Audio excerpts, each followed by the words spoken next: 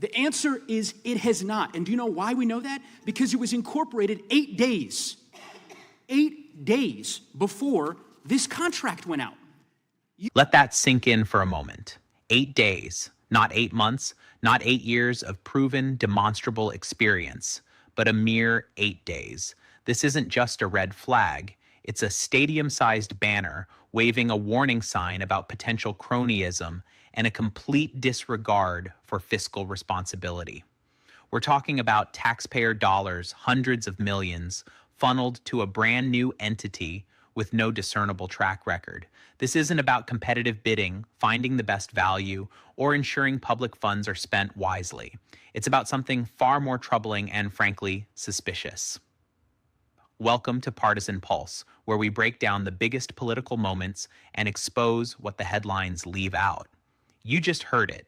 A company that landed a staggering $143 million government contract was incorporated just 8 days before the deal. Today, we're diving deep into a congressional hearing that exposes a web of contradictions, questionable contracts, and a shocking lack of transparency at the highest levels of government. This isn't just about one isolated contract, it's about the erosion of public trust and the integrity of our democratic institutions. Prepare yourselves, because what you're about to hear will make you question everything you thought you knew about accountability in Washington. It's time to pull back the curtain. It was a no-bid contract where 2 vendors were It was a no-bid chosen. contract. If it would have been a no-bid contract, if I'm using that correctly, it goes out to 2 different vendors. Correct.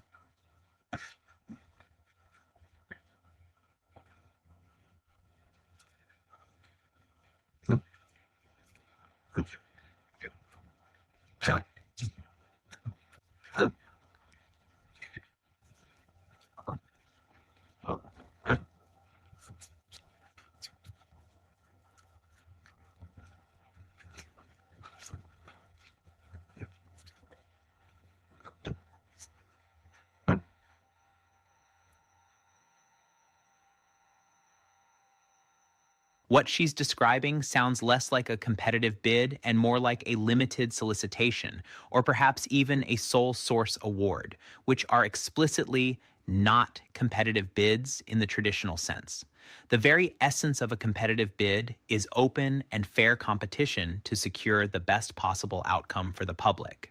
To suggest that offering a massive $143 million contract to just 2 vendors, especially when one is a newly formed company with no discernible track record, somehow satisfies the spirit of competition is a complete misrepresentation of the facts. This is the first crack in the foundation of accountability, where the language itself is twisted and distorted to obscure what's actually happening. It's a classic move. If you don't like the facts, try to change the definition of the words. But the American people aren't buying it. Right. Your agency filed a notice. Right. You're aware of that, right? Yes. Justification and approval for other than full and open competition. Your agency made a decision not to proceed with competitive bidding. That's documented right there. The agency itself filed a public notice, a justification and approval for other than full and open competition. This isn't some obscure, unverified claim. It's a matter of public record, a federal requirement. The Secretary's earlier attempt to reframe what a no-bid contract is, completely undermined by her own department's official filings. This isn't about semantics. It's about accountability. When a government agency explicitly states it decided not to use competitive bidding, it means they chose to bypass the very process designed to protect taxpayer interests and ensure fairness. This is precisely why these notices exist, to provide transparency when standard procedures are skipped. The fact that the Secretary seems unaware or unwilling to acknowledge this public filing is deeply concerning. It raises serious questions about her grasp of departmental procedures, or worse, her willingness to be transparent with Congress and the public. If this kind of breakdown matters to you, this is exactly what we do here at Partisan Pulse.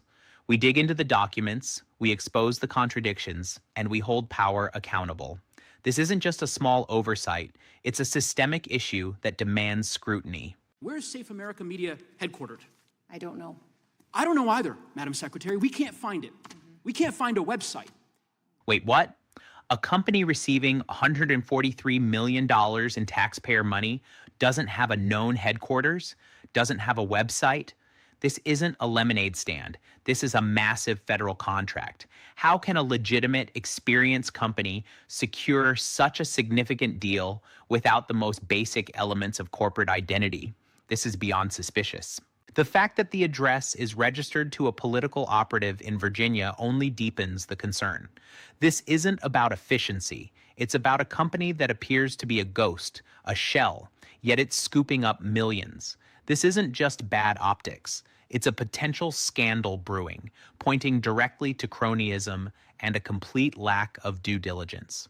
How can the Department of Homeland Security justify awarding such a critical contract to an entity that can't even be properly located or verified through standard corporate channels?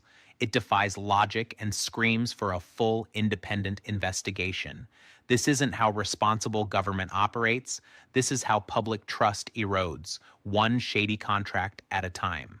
14 billion impressions from that marketing campaign. Sure. It was money spent in this country and in 8 different countries that illegal migration was coming from. Madam Secretary. Overwhelmingly effective. Overwhelmingly effective? That's measurable.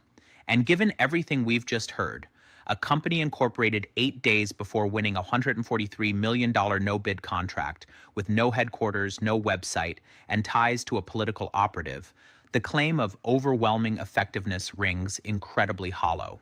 If this campaign was so effective, where are the concrete, verifiable metrics that aren't just impressions? This is where the rubber meets the road. We're talking about millions of taxpayer dollars spent on an ad campaign that, by all appearances, was awarded through a highly questionable process. To then simply assert its effectiveness without solid, independent proof, especially in the face of such glaring irregularities, is an insult to the intelligence of the American public. The stakes here are immense. It's not just about wasteful spending, but about the integrity of our procurement system, the credibility of our government officials, and the fundamental trust citizens place in their institutions. When processes are skirted and transparency is ignored, it creates an environment ripe for abuse, and it's the American people who pay the price. He doesn't need my permission to come and brief members of Congress on the Hill. He just needs to provide a scoping memo, which is what every single IG gets from every single department and agency. All intelligence agencies require a scoping memo. He just hasn't done that. He wants unfettered access to every single thing in the department, and that's not the process, and that's not any other IG has demanded that. The pattern is clear: a disregard for competitive bidding, a lack of transparency, questionable contractors, and a defense that strains credulity.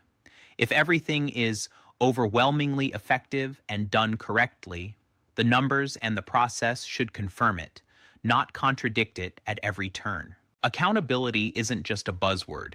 It's the bedrock of a functioning democracy.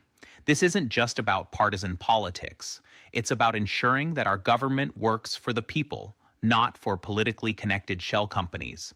Share this video, because exposing these moments is how we demand better. We'll keep watching, and we'll keep exposing what the headlines leave out. Until next time, stay vigilant.